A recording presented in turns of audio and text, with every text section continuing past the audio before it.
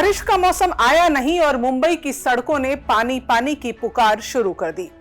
मुंबई में मॉनसून ने समय से पहले दस्तक दी और शहर की सांसें थम सी गईं। सिर्फ आसमान से नहीं, अब तो आफत हर दिशा से बरस रही है। तस्वीरें बदल गई हैं, लेकिन हालात वही हैं, बेहाल, बदहाल और लाचार मुंबई। यह कोई पहली दफा नहीं हो रहा है। हर साल जब बारिश होती है तब मुंबई के लोग यही सवाल करते हैं, क्या इस बार भी डूबेगी मुंबई? और जवाब हर बार एक जैसा ही होता है, हाँ। पिछले कुछ सालों में बारिश का मिजाज ही बदल गया है। पहले जो बारिश एक हफ्ते में होती थी, अब 2 घंटे में हो रही है और मुंबई का पुराना ड्रेनेज सिस्टम बस हाथ खड़े कर देता है। देश की आर्थिक राजधानी, जिसे कभी 7 अलग अलग द्वीपों को मिलाकर बसाया गया था, आज वही बनावट उसकी सबसे बड़ी मुश्किल बन गई है। शहर की जमीन का स्वरूप बिल्कुल एक तश्तरी की तरह है, कहीं ऊंचा तो कहीं बेहद नीचा।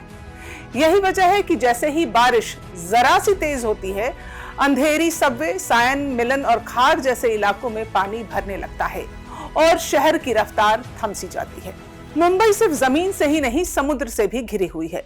एक तरफ अरब सागर, दूसरी तरफ 4 नदियां, मीठी, ओशिवारा, दहिसर और पोयसर, और उसके ऊपर 4 क्रीक यानी खाड़ी क्षेत्र भी।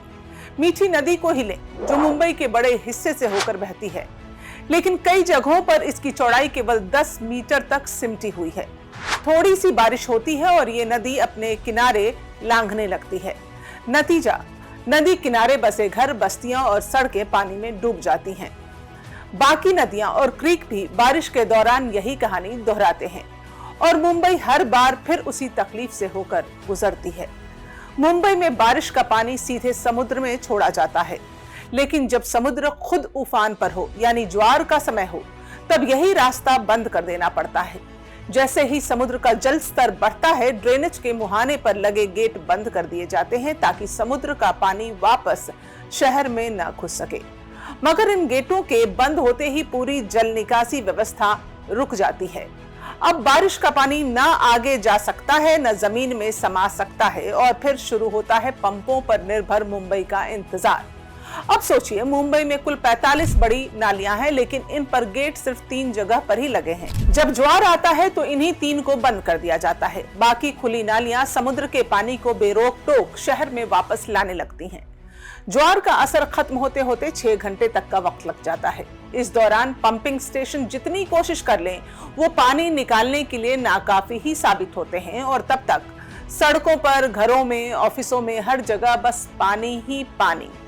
मुंबई एक ऐसी नगरी है जहां जगह जगह अतिक्रमण है, जहां नालियों की बजाय अब कंक्रीट की जमीन है। पानी को न नीचे जमीन में जगह मिलती है और न शहर के सिस्टम में। जहां दुनिया के 90% शहरों में बारिश का पानी जमीन में रिस कर उतर जाता है, वहीं मुंबई में 90% पानी को निकालने की जिम्मेदारी है उस जल निकासी सिस्टम पर जो सालों से बदहाल है।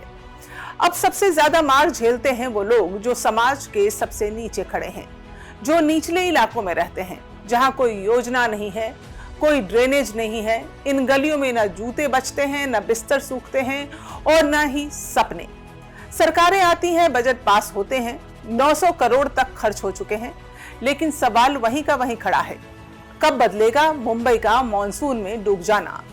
क्यों हर साल एक ही तकलीफ, एक ही बहाना और एक ही चुप्पी?